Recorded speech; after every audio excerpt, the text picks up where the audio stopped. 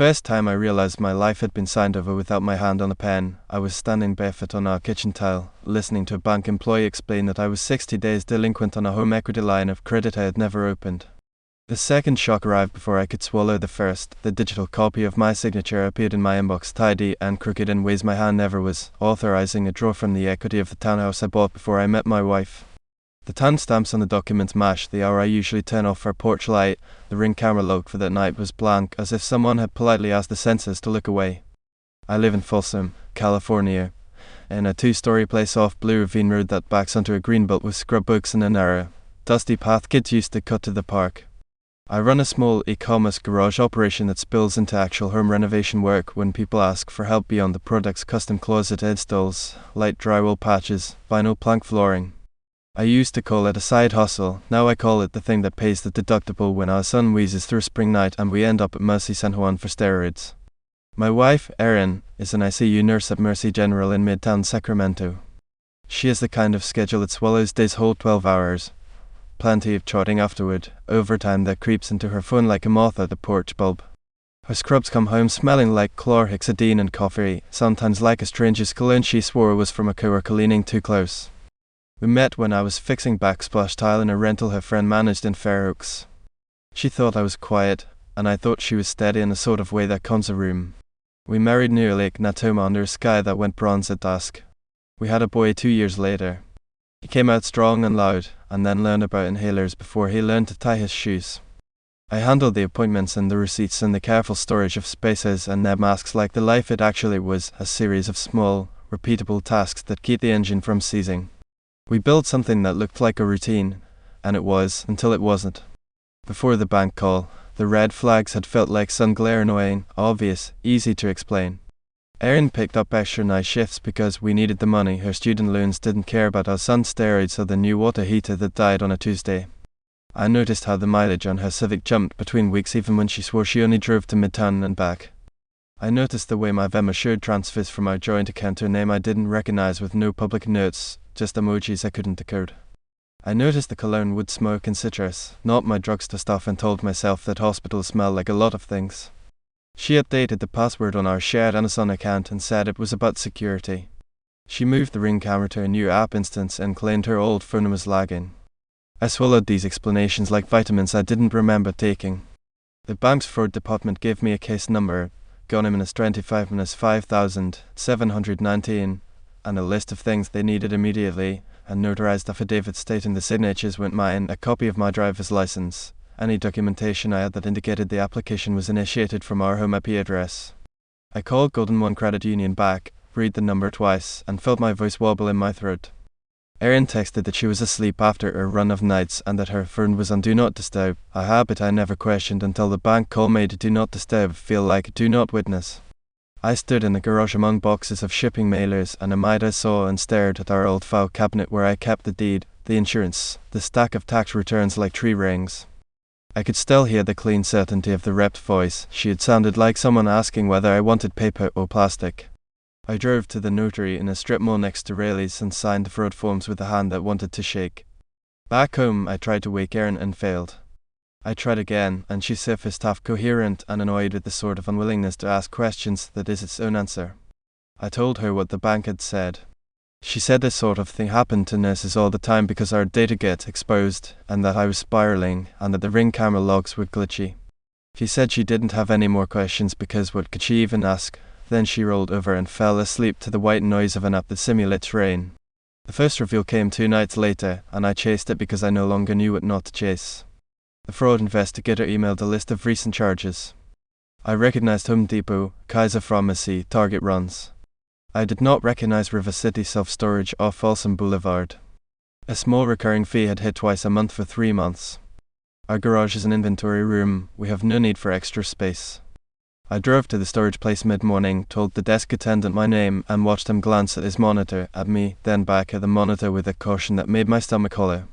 He said the unit was under my name, and that I had used a second phone number I didn't recognize. He asked if I wanted a printed ledger. I said I didn't press the paper between my fingers like it might leak. The unit was a 5x10 metal closet that smelled faintly of dry sheets and cardboard. Inside were clear plastic bins with labels printed in that font meant to look friendly and professional. One bin held a set of black scrubs in a size smaller than Erin wears. Another held toiletries and a toothbrush in a travel case. The third held documents in manila envelopes, a prepaid Visa card with a $1.72 balance, a pile of receipts from restaurants and a hotel off Howe Avenue, a copper paper box filled with flavored practice signatures of my name traced over and over in light pencil and darker ink. I stood there with my hands numb and read the name Cameron on 2 receipts, printed alongside Erin's loyalty number. I crouched until my knees popped and found a spare house key with a Dorma sticker on it. I took pictures of everything, set the items exactly back as I found them, and locked the door to a space I had never rented. I tell myself now that it would have been better to wait. I tell myself that I could have measured more and cut less. But the second reveal came shouldering into my day like a manly to a fight. Our son had a routine pediatric appointment that turned non-routine after a faint rash had the nurse checking his chart twice. They had him in the system as O positive. I am AB negative. Erin is O positive, confirmed by her Red Cross donor card she used to keep taped inside a kitchen drawer. Our resident explained in a measured voice that if Erin is O and I am AB, then our son should be O or B, not O. He apologized for the confusion and suggested it was a date entry error. He ordered a repeat test, shrugged with the sort of professional empathy that means someone is trained to stay steady even when a shoe drops, and offered to expedite results. I walked into my truck afterward and sat with my head against the steering wheel while the engine clicked its cool down sounds. I thought about Mendelian squares I had learned in 8th grade. I thought about how many tiny errors get corrected in hospitals every hour. I thought about the smell of cologne in my house and the storage unit with a toothbrush and practice signatures of my name. When Erin texted that she needed to crash for a few hours before overtime, I typed and erased responses until my phone's predictive text offered nothing coherent. I drove home by habit, past the car wash where the LED price board flickers, past the Home Depot where contractors buy Isodon, and then pulled up our Ring camera app. The device log for the night of the notarized forms was again empty between 11:54 p.m. and 4:40 a.m.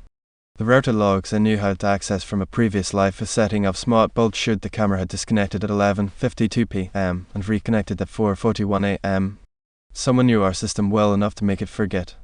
That night, I put in a micro SD card and disabled the Wi-Fi on the Nest cam I used to check whether packages arrive when we're out. I didn't tell Erin. The third reveal arrived at 3:13 a.m. with the blink of a blue LED and the motion alert I had been waiting for but hoped wouldn't come. The video shows the front door easing open with the slow confidence of a person who knows where the hinge squeals. Erin walks in, ponytail damp, hoodie that isn't hers tied around her waist. She sets her shoes down on the second mat, not the first, as if she hasn't been in this house 1,000 days. She holds her phone to her cheek and tips her face toward it with a softness she never shows to me when she is this tired. Then she moves down the hall past the camera's frame. The video is silent. I watched it twice and then a third time until my eyes watered. I asked our neighbor across the shared Greenbelt, a retired flight attendant named Nora who notices everything because it's in her burns, whether her porch cam catches our driveway. She said it does and asked whether I needed footage. I said I did and described the hour. She is meticulous and kind, the kind of person who keeps printed paper calendars in 2025. The next afternoon she set her tablet on my counter and fast-forwarded until the timestamp 3:39 a.m. It shows a black Toyota Tacoma pull to the curb 2 houses down from mine, headlights off, the driver idling as if listening. Erin does not appear in that frame, but 20 minutes earlier it shows the Tacoma idling in the same spot. Nora turned to me and said she had also seen Erin get out of a truck like that around 4 a.m. the week before when she went to get water. She also said she didn't want to be in the middle of anything, but that she would say what she had seen if anyone asked. The public scene was not my first choice. Erin's sister, Kayla, texts whenever there is a reason to gather in Rancho Cordova, and there's always a reason in a family like theirs. This was a Sunday dinner because their mother had returned from a trip and wanted everyone in the same room. Kayla's backyard has string lights and a barbecue that's too big for the space. The picnic table wobbles at one corner. I arrived with a manila folder I could have left at home. I had copies of the storage unit ledger, the practice signatures, the ring timestamp printouts, the bank's fraud affidavit, and the pediatric blood type note with the lab order. I also had a hollow in my chest that whistled when I breathed. Kayla has the sort of hospitality that keeps plates full and questions shallow until plates are half empty. The timing is a skill. Erin arrived 20 minutes late, looking pulled in two directions, and settled into a chair between her sister and her mother. She said overtime had been rough, then moved the conversation forward the way skilled people do when they want time to bury an inconvenient subject. At some point my son knocked over a cup of apple juice and cried like he had spilled a lake. Kayla's husband, Drew, handed me a towel and grinned in the way men grin when they want to be helpful and not weird. I put the towel down and the grin ended. I set the manila folder on the table and said, as plainly as I could without raising my voice, that I had to show something because I was being told I was making things up. I slid the first page to the center, my signature on the held-up documents, and described how the bank had called. I watched Kayla's eyes widen in that fast, pitying way people's eyes do when they realize a story is not a story. I placed the storage unit ledger next, and then the photos of the clear bins and the practice sheets with my name traced like someone learning cursive. Erin's mother said we should talk privately. Drew said we were all family. Kayla covered her mouth with a napkin as if that would soften the fact that she had whispered a no to herself. I kept going because momentum had taken over. I put down the ring app logs with the camera offline Windows, then the still from Nora's porch cam showing the black Tacoma hiding at 3:09 a.m. I said that Nora had offered to state what she saw. I laid the pediatric note at the end, not for spectacle, but because it was the truest part of the confusion and I could not keep it to myself. Erin went so still her face turned into something I didn't recognize. She reached for the paper and then let her hand drop. Kayla told me to stop because the kids were in the yard within earshot, and I explained that all I wanted was to confirm what he needed to know about his body, not to break his will. It was the voice I use when I talk to architects about live paths. Erin said, in a flat tone that felt rehearsed even in the absence of words I could quote, that a coworker had been in debt and she had helped with a cash advance card, that the storage unit was a surprise staging area for furniture flip I might judge, that the hell-up was a misunderstanding the bank would fix, that the truck belonged to a friend who lived near the hospital and offered rides because her car acted up. She looked at me with a kind of bored annoyance that made my chest tighten. She did not ask for Nora's witness. She did not look at Kayla or her mother or Drew, who had shifted from grin to grim. She did not reach for my hand. That was the detail that will not leave. Kayla told Erin that this felt bigger than unfortunate coincidences, and Erin turned on her with the heat she always saved for helpless families who yelled at nurses. She accused me of performing. She accused Kayla of meddling. She said she was tired of being treated like a suspect in her own life. She stood up so hard that she knocked the picnic table, and the wobble leg said what no one else did. My son watched from the yard with a garden hose limp at his feet, trying to read our faces. After that dinner, I drove home with the folder buckled into the seat next to me and my son quiet in the back. The air tasted like charcoal and something metallic. I froze our joint credit cards that night with my laptop open on the kitchen island while Erin slammed cabinets and accused me of ruining our credit by panicking. I opened the separate accounted golden one the next morning, a simple checking tied to my business, and moved my incoming payments before the week closed. I printed a written notice of intent to seek a DNA test for my son through a third-party lab and addressed it to myself and to Erin. Both signatures required upon delivery. I filed a police report with the Folsom Police Department for the forged Tellock and got a case number, FP-25-38114, and applied assurance from a detective who knew that couples ruin each other with pins more often than with fists. The fourth reveal happened in an HR conference room where my sweat dried cold. Mercy General called because I had left a message asking to verify shift logs. It was the sort of call I never thought I would place. The charge nurse, a woman who had the exhausted authority of someone who has seen everything twice, said Erin had called out on 2 of the 4 nights she had claimed overtime, citing a migraine and then a family emergency. The other 2 nights were real shifts. The call was professional and concise. She offered to email a schedule summary with a commentary. She also said, in a way that felt like she was offering me a steadying hand in a hallway, that if a nurse's personal email had forwarded swap discussions with names redacted, then those emails might be in the system. Her email arrived that afternoon with a PDF attachment and a line that the union rep had been informed. The PDF showed the dates Erin had worked and the dates she had not. It also showed a swap chain where the sender said asked Erin to cover an early morning charting block, not a full shift, and Erin agreed. The black Tacoma crept into my head again. I retained a family law attorney in Gold River who had square glasses and a practical haircut and talked about paperwork the way a carpenter talks about lumber. She said to think in layers: financial fraud, potential paternity, custody. She told me to document everything boring and everything not, because judges respond to timelines and receipts more than to advocacy. She drafted a proposed temporary custody plan that would leave our son's routines as intact as possible while acknowledging that we shared a house that now felt like 2 hotel rooms. She sent me a retainer agreement with a matter number SACDR-2025-113, and I signed with a hand that had steadied itself. Erin's reaction to the lawyer letter was volcanic and strategic. She said I had nuked our life for nothing. She said that no judge in Sacramento County would order a DNA test based on a pediatric note and an 8th grade Punnett square, and that if I wanted to burn money on labs and lawyers, then I could do it, but she would not participate. She demanded access to the accounts I had frozen into my new card, and when I refused, she said I was financially abusing her. She repeated that she had opened nothing without my consent and that the bank had made a mistake it would correct if I would stop interfering. She packed a small bag with work uniforms and left the house without telling me where she would sleep, and I stood at the window and watched the porch light carve a wedge of yellow into the night like an accusation. I spent the next morning organizing the paper life I had ignored when I believed I lived in a house, not a courtroom. I printed a transaction list for the joint account and highlighted charges, a boutique hotel on Howe Avenue for a weekend I remember because we'd argued about whether to buy a new couch. The receipt showed a charge for 2 breakfasts and a late checkout. I pulled out Civic's maintenance history and found a tire rotation at a shop near Land Park on a day Erin had said she never left Midtown. I scrolled the Nest Cam's micro SD footage and watched Erin leave the house at 10:42 p.m. 3 nights earlier wearing gym clothes and return at 4:51 a.m. with sleep hair. I made a spreadsheet like I make spreadsheets for inventory, date, time, location, description, and every cell I filled felt like a concrete pour setting. The 5th reveal arrived with the DNA test in a box that felt like a live wire every time my fingers brushed it. I didn't do anything without asking a lawyer how to do it in a way that would count chain of custody matters when the truth will hurt someone. She recommended a lab in West Sacramento that handles court-admissible tests and scheduled an appointment where a technician swabbed my cheek and my son's in a room with posters about health insurance that looked a decade old. The technician verified ID and the boy's birth certificate and handed me a receipt that felt like a brick. I sent the results to my attorney when they arrived, and I asked Nora to watch my son for an hour while I walked around the block until my legs hummed. The results said probability of paternity 0.0%. The technician's signature looked too neat for a document that cut a life in half. Here is where the different versions of me fought. One wanted to burn the house down with truth in every group text.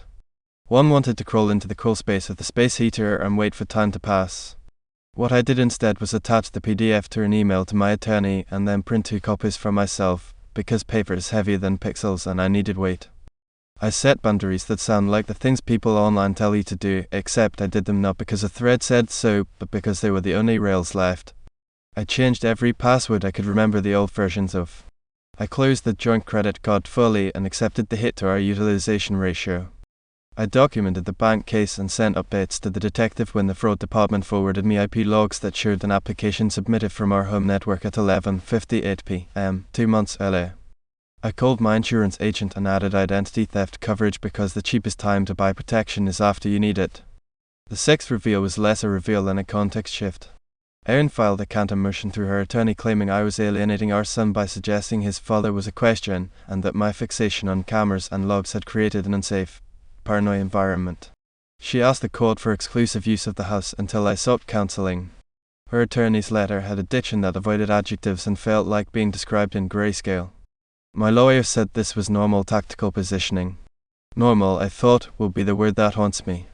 If you have never been the person at a bank desk with your life in papers, I hope you never are. I sat across from a branch manager with a floral scarf and explained that checks had shown up with my signature that wasn't my hand. I showed her the practice sheets from the storage unit and photos on my phone. She asked whether I wanted to add a verbal passcode to my accounts. I said yes and chose a word my son had mispronounced as a toddler that no one could guess. I added an alert for any account level changes. I put a freeze on my credit at all 3 bureaus and set a reminder in my phone to leave it on. The ritual felt like stacking sandbags. I knew this could not be confronted in kitchens or backyards anymore.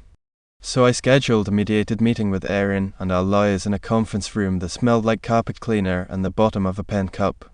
Mediators are practiced in gentle triangulation. Erin sat with her arms folded and her jaw set. I described a timeline in present tense because it kept me from unraveling. I laid out, in order, the bank call, the notary, the storage unit and the toothbrush and the practice signatures, the ring and nest logs, the Tacoma, the Mercy schedule with the call-outs, the pediatric note and the test result. I spoke without quoting anything anyone had said, because telling it in the language of conversations would have turned it into theatre. I thought of our son's favourite corner of the park where he hides behind the big eucalyptus and believes we cannot see him even though we can. Erin said the DNA test was a violation and should not come because I had coerced her by creating panic in the house. The mediator asked to see the chain of custody documentation and nodded once at the lab's stamp. Erin said that Tacoma belonged to a co-worker going through a divorce who needed rides to make childcare work. The mediator asked if she could provide the name. Erin did not. Erin said that our finances were her concern when I couldn't manage them and that she had done what she needed to do. The mediator asked if that included opening lines of credit. Erin stared at a water bottle like it had answers printed on its label. My lawyer placed a printout of the bank's affidavit on the table and rested her hands on it in a way I will never forget, fingers wide, palms down, as if to keep the paper from blowing away in a breeze I couldn't feel. In the days after, Kayla texted me with a sincerity that cut. She said her mother had asked whether she should call me, and Kayla told her I needed space but also support. She asked how she could help make the transitions less whiplash for the boy. I asked Kayla to be the independent pickup witness if we shifted to a temporary two-home routine until a court ordered something formal. She said yes, and showed up on time, always. Nor offered what she called neighbor testimony if anyone asked. She typed a page on her old desktop with the model name of her Porch cam and the timestamps of what she saw. The charge nurse forwarded the scheduled PDF to the fraud detective at my request with a note confirming callouts. These were small kindnesses, each a weight on my side of a scale I didn't want to be weighing. The legal screws tightened in the way screws do incrementally and with patience for wood grain. My lawyer filed a request for an order for temporary custody with a suggested 2-2-3 split so our son would never be away from either parent for more than 3 days. It sounds clinical until you live it and it becomes salvation. She also filed a motion to compel financial disclosure for any accounts opened in my name without consent. The bank progressed my case from intake to active investigation and then to underwriting review. Acronyms piled up in my inbox. The detective asked for my phone for a data pull. I signed a consent and watched him place it in a static bag as if he were adopting a pet rock. At night, I lay on the couch because the bed felt like a place people earned. I listened to the dishwasher stumble through its cycle and to the house settle. My mind replayed the image of Erin entering at 3:13 a.m. with a hoodie tied around a waist that had learned to carry secrets. The porch light bracket screws had loosened over the years and the fixture wobbled slightly when the air conditioner kicked on. The bulb flickered just enough to make the door throw a stuttering shatter. That stutter will live with me always. I want to say there was a catharsis that fleshed me clean. There was not. There was only paperwork and the correct handling of heartbreak. I met with a therapist because the mediator had used the word grounding in a way that sounded like a suggestion I should accept. I told the therapist I felt like a man who had wired his house correctly and still watched it short. She asked what I could control and I said the stupid things: passwords, calendars, jacket hooks, the layout of the garage shelves. I told her that every time I pictured my son's face on the day he failed to call me Dad, the word boy vibrated in my chest until it fractured. She asked if I still wanted to fix the marriage. I answered and then didn't like the sound of my own voice. On a Tuesday morning, I received the HELOC determination from the bank, fraud confirmed, disbursements reversed, account closed, flags placed on my profile, a recommendation to obtain a police report copy for my records. I printed it on our old inkjet until the page looked like it had bruises. I placed it in a new manila folder labeled with a date and a line from my lawyer's email: sometimes the boat you build saves you and becomes your prison. We have not filed for divorce yet because the custody order came first and then school started and one of us had to buy crayons and one of us had to handle drop-offs. We text about logistics and communicate about the inhaler refill and the costume for the school play where he will be a tree. I typed that I would handle the trunk and she could handle the leaves, and then stared at that sentence until I had to step outside. When our son asked why I wasn't at home on a Wednesday night, I told him I was making a project in the garage at Grandma's and that I would send a picture. I took a photo of a length of baseboard and a nail gun and cropped the loneliness out. I imagine readers asking what they would do. Would you demand the test now or wait for the kid's sick? Would you confront in front of family or in a private room without witnesses? There is no clean answer. There is only the version of yourself you can live with afterward.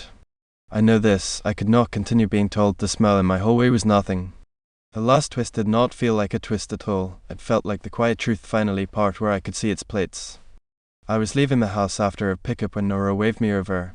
She said that Tacoma had come by again during hours that did not align with work, and she had recorded the plate. I forwarded it to the detective who called 2 days later and said it belonged to a Cameron who lived in a complex near Howe, the same street as the hotel, the same name as the receipts in the storage unit. The detective asked if I wanted to press further. I asked if he believed a criminal case would help anyone sleep. He made it sound like a side that had learned to put on armor and said that often the justice people get is not the justice they ask for. Boundaries look like court orders and like small, quiet choices no one claps for. I installed a second deadbolt.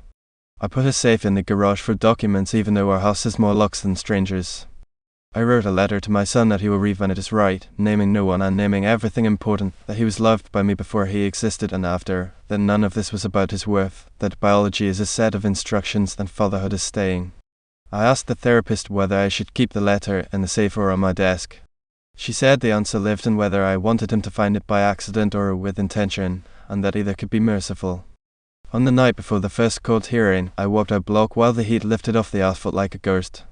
I thought about the day we took our wedding photos at the overlook at Lake Naitoma, the water bright and impenetrable. I thought about the smell in our hallway and the practice signatures laid out like someone rehearsing the theft of a name. I thought about the 2 lines at the top of a pediatric printout that had rearranged the furniture of my heart. I stood under the porch light and watched the moths beat themselves silly against the bulb. The ring camera blinked its little blue eye, recording a man who had built a life on measurements and found that the things he never measured had been eating the beans. When the hearing came, the judge looked like every judge and like nobody I had ever seen. She asked direct questions and I answered. Arian's attorney argued that we should not disturb the child's understanding of his family until a therapist advised it, and my attorney countered with the lab results and the patient safety angle of accurate medical information. The judge split the middle, medical records updated privately with a note about paternity, discussions deferred until a therapist said go. Custody followed the 2-2-3 we had proposed. Money will be next because money is always waiting for its turn. There is a version of this where I throw the Tacoma's plate into a group chat and let the internet do what the internet does. There is a version where I empty the storage unit and dump the bins at the doorstep. There is a version where I pour sugar in a gas tank and call it justice. I am not living those versions. I am living the one where I keep receipts organized in a binder labeled with a date that once meant something else, where I freeze credit and unfreeze it for 5 minutes to buy a dishwasher, where I stand at a school performance and clap for the only tree on a stage of 8, because he is mine in all the ways that count and in none of the ways that will ever be simple. Sometimes I still wake at 3:11 a.m. because the body keeps score. I pad downstairs and check the lock I know is locked. I open the camera app and watch the grainy black and white square where my porch light casts a jagged triangle onto the mat. The empty frame looks back like a question that cannot be answered with a yes or a no. I stand there, breathing in the quiet that doesn't fix things but allows them to be, and I remember the first call from the bank and the startling ordinariness of the voice that told me I owed money on a line I had not opened. The image that stays is not the storage unit or the lab result or the Tacoma's plate. It is the moth that hammers itself against the bulb until the heat turns it away, the door still, the camera blinking, the night indifferent and complete.